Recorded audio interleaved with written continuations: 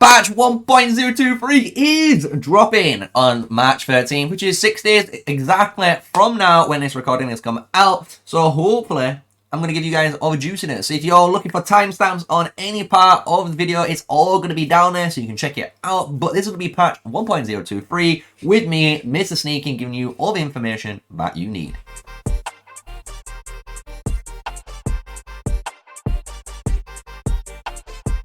Welcome, yes, smash a like, comment and subscribe for more daily videos with me, MrSneakyy, an official Call Dragons content creator, and we're here in the main Discord. Yeah, the main Discord, who would have imagined. And we're just looking at the brand new patch. It is coming out on the 13th of March, as I said in the intro, and we're going to just go over it. I'm going to go over each little section. You can check it out. There will be, I will say, a very in-depth part on the hero changes, because yes, Tohar, our boy Pumba, is getting an upgrade and becoming an absolute titan when it comes to Mage PvP. So let's get into the beginning part, which is Annirvesary celebrations, which is what the whole patch is named after.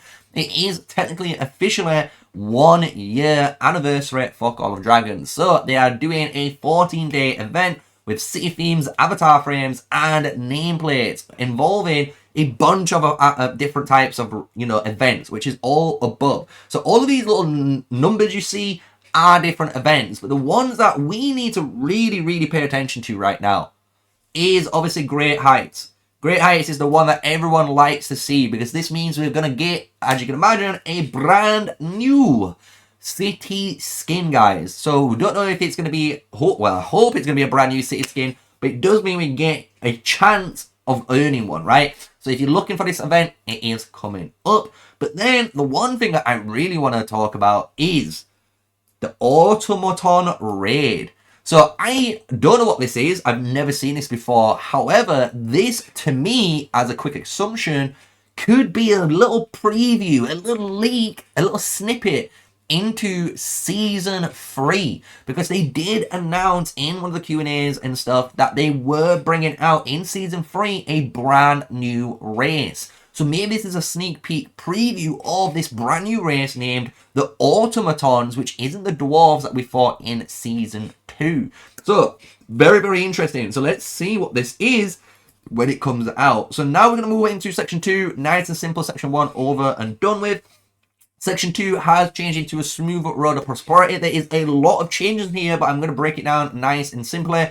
Season 2 Plus is now basically done. It is no longer going to exist anymore. It's going to be called Season B1 in the future. So what this means is, as I can imagine, most brand new players, they will go from Season 1 to Season B1 to Season T1 as of now. That's the way I'm assuming it will go. If you're already in Season 2, you will be going into the Season B1 because you haven't obviously done it yet. So that is your purpose of it. But if you're wondering what Season B1 is, Season B1 is basically Season 2 Plus completed. So this means Season 2 will have the brand new updated map that Season 2 Plus has, as well as any of the new upcoming changes and updates from Season 2 Plus that you might not be under in Season 2. So just know that all that means is the game is becoming basically completed. So like it did in Season 1 and Season 1 Plus, and it just became Season 1, we're doing the same thing right now, but instead we're renaming it Season B1. So we will see how this goes for the new player experience. But then what they've done is really cool. They've increased, or should I say increased, they improved the alliance recommendations in joining that type of alliance in Season T1. So it doesn't obviously recommend you dead farm alliances, which is really good. As well, they've also improved the season talents in T1. So what this means is the Legendary Spear, the Conquering Sword, and the Fearless Blade, which is the free talent quest, which is the top 300, the top 100, and the top 20 glory rankings. This will now begin 24 hours after, not 12 hours. So before, after 12 hours, you would then trigger the event and you'd start cooking, right? Now you've got to wait a full 24 hours and then you can start doing it, right?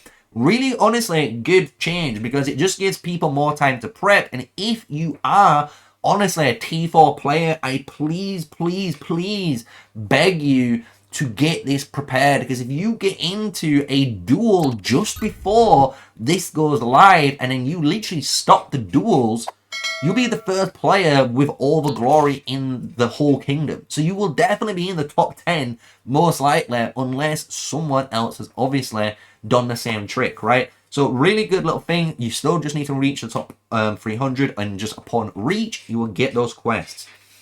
So now they've added as well personal glory point ranking in Season Team 1, really good. And this is one of my favorite changes that you guys will love in this smoother point of, smoother route of prosperity, which is they've actually removed the gem gathering stuff from the policies, which is amazing, because they've just added this into your technology, which it originally should have been in. Because if you think about it, it made no sense for anyone when you started a brand new season. There were gem mines all around you, but you wasn't able to farm them because you had to keep earning and earning the policies and unlock the tree in order to do so. So it's a bit weird. So I like this. Really good change. Actually helps so many more free-to-play players, and it just makes it more sense. And the better thing about this is they actually made it into a CP recovery speed one, which is even more better. So now we have a extra policy in regards to CP recovery speed. Means we can obviously farm Darklings more, we can farm forts more, so we can obviously get treaties, arrows, and obviously level up heroes even quicker in a season. Fantastic. Do I have to say any more about this patch already? It's already that good. Here they've just basically going over, I'm just going to explain it. They've removed the speed of destroying barricades from Alliance tech and stuff like that. And they've been replaced with increased gathering speed for all resources, which is really nice.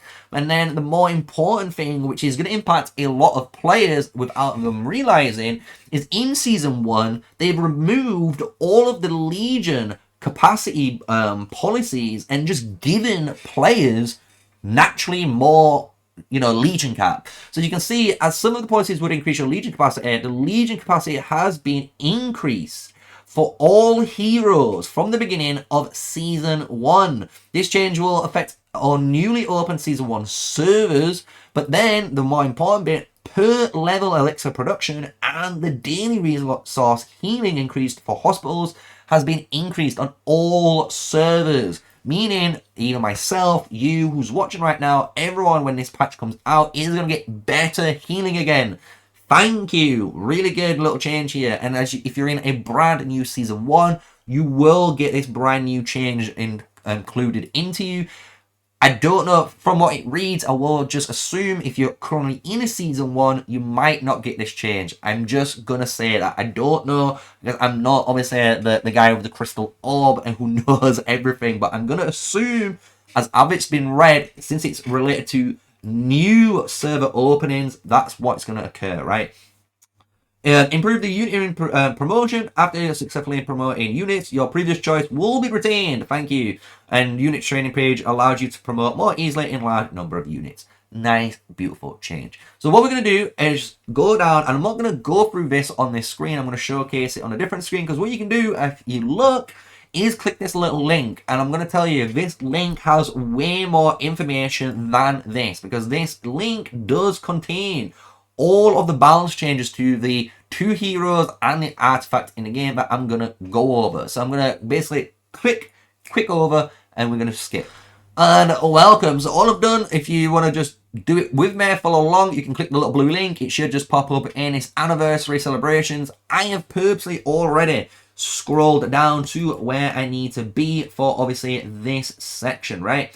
So what we're going to do is talk about firstly the heroes right down here, and then I'm going to go over these quick little points after, because there is a lot of good points.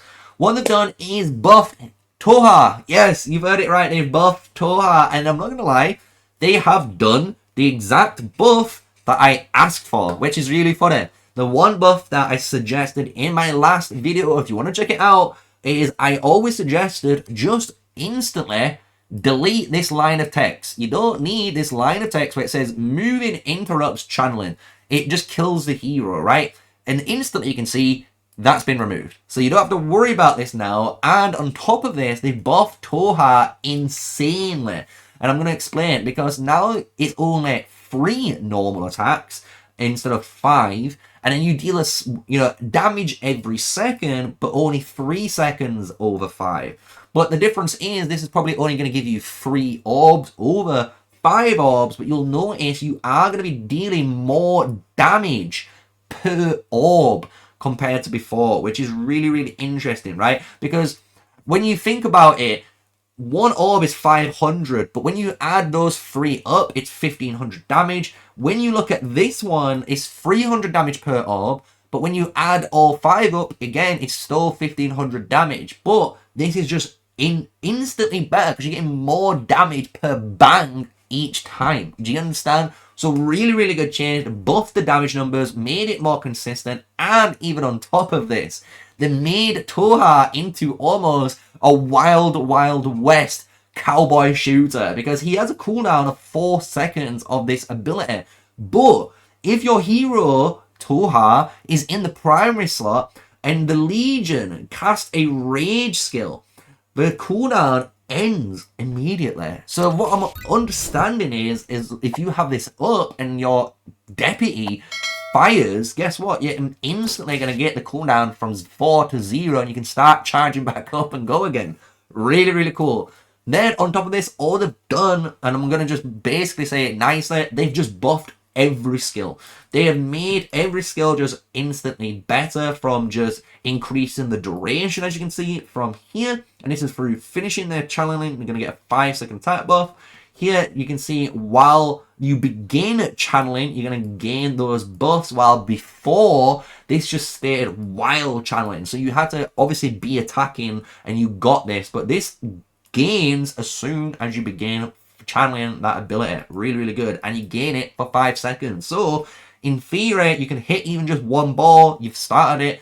You're going to have these stats. You can run away and still have these stats for 5 seconds. Perfect changes. So you can see Tohar, really good buffs. Nice and simple buffs. I'm not going to go too crazy like some people are. I might make a whole video on him if you want me to. Just put it in the comments below.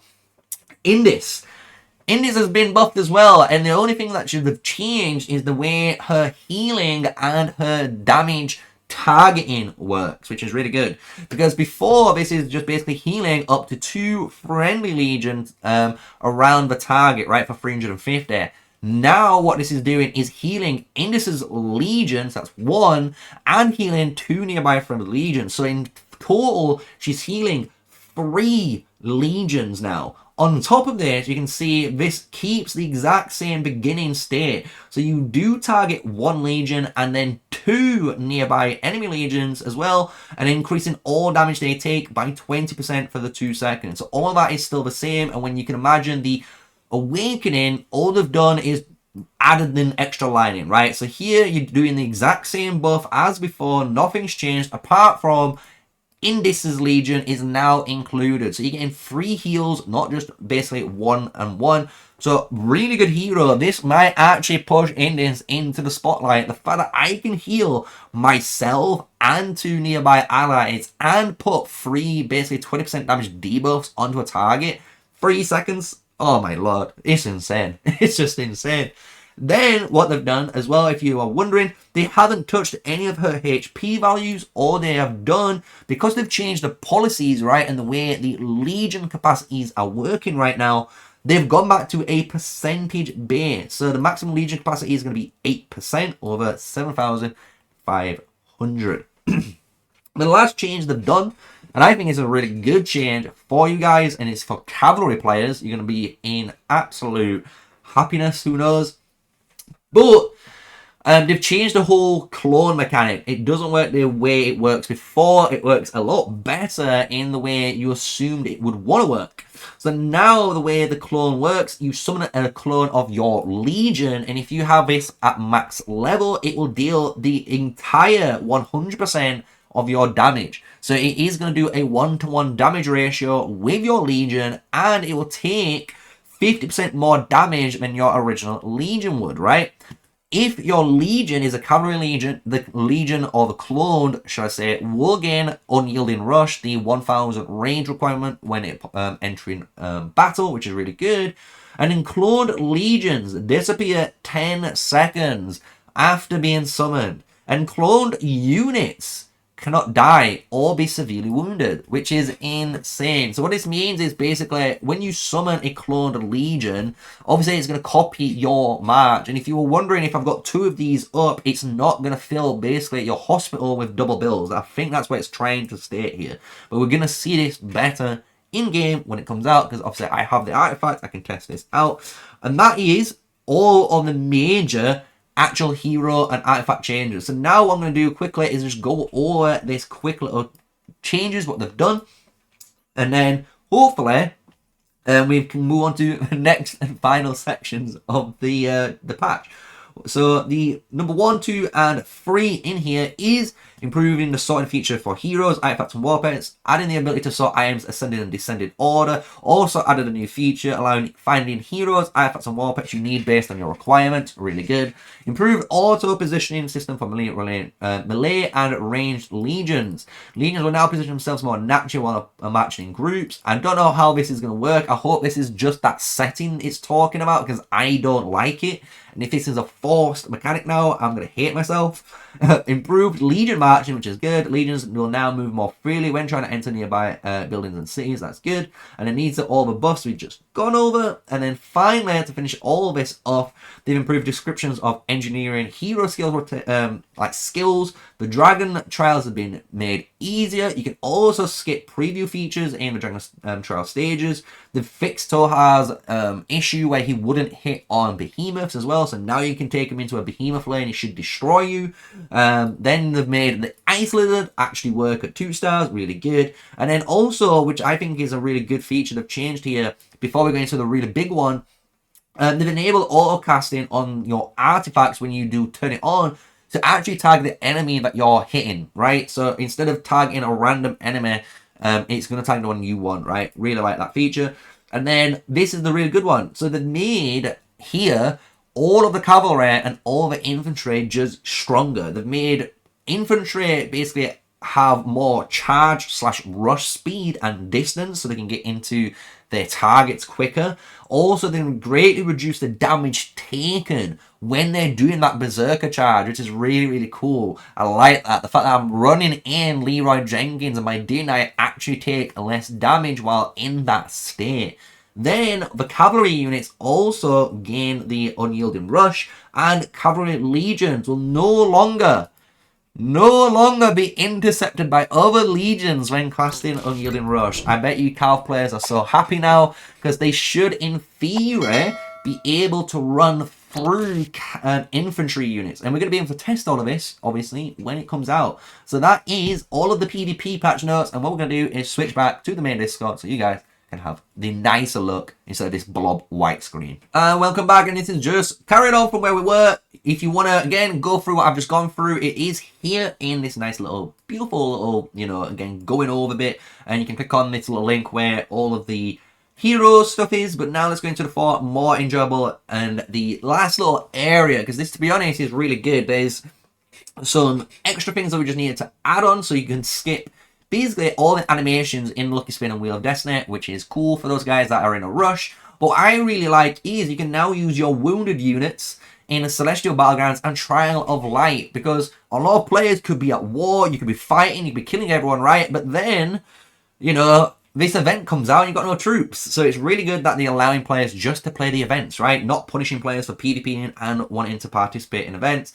They made the season rewards more clearer in the new season, really good. And then they basically fixed a bunch of stuff here to do with the Chest of Charms and the College of Credit. It's just something you don't have to really worry about. It's just a visual bug where you can see it. The following, and this is the really good one, improved alliance system following feedback. Yes, they have been listening, guys, to us. We have made changes to Alliance Officer privileges. Designated Alliance Officers can now appoint other members to remove certain Alliance buildings, Alliance members' personal buildings, and recall Alliance member legions from Behemoth Slayers. This is amazing, because as you can imagine, if you are playing Call of Dragons and you're trying to obviously make a really good setup for obviously your turrets, you need to have good, clean, you know, lines like this, right? And in order to achieve this, you just need to make sure everyone is lined up right. And you can see, for example, this man is a little bit out of line. It could be, you know, it is what it is. It is a bit out of line, but if you needed to, and this was costing you actually a big problem, with the new feature, if an officer is giving you the right role, you can actually click on this little button and delete it. So really nice little feature where you can fix basically these turrets. Same with, I'm guessing, other stuff as well. And like say, if you're in a behemoth layer and you're not supposed to be in a behemoth layer, instead of being kicked out of the alliance now, you can literally just be clicked on and removed. We're going to see those features added in. So I love those features already when it comes into, you know, a bit more control for the player in this patch. And then what they've done from this is just improved the story content in the game, which is not too much, but what they've actually done is, and the thing what you guys probably will like, is added 12 dynamic emojis for, I'm guessing, the base set of heroes. So like Lilia, Hosk, I'm guessing Vela might have one, Miko, you know, all of these guys. And this could be either what I'm hoping, because it says dynamic, I'm hoping for an animated GIF, you know, like maybe it's a Lilia that looks and clicks her fingers and like a fire appears, something like that, you know, in that regard. We'll see what these are, but they are going to get added in. And then they've added new story playback features, which I love because I get to look back at the story, which I've been wanting to do, which I've not been able to without making new accounts.